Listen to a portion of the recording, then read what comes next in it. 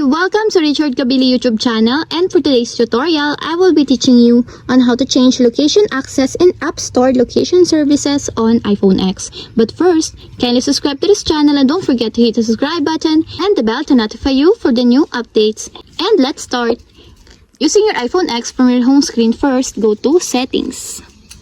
Then in the settings, scroll down and click the Screen Time. Then in the screen time, scroll down again and click the content and privacy restrictions. Then after that, in this part, go to privacy section, then click the location services. Then in the location services, scroll down again and click the App Store. Then in the App Store, if you want to change it to Ask Next Time or When I Share, just click it until there's a check mark on the side. And if you want to change it to while using the app, just click again this part to enable until there's a check mark on the side. And if you want to change it to never, just click the never. App explanation. This information will be used to display apps and ads that are more relevant to you.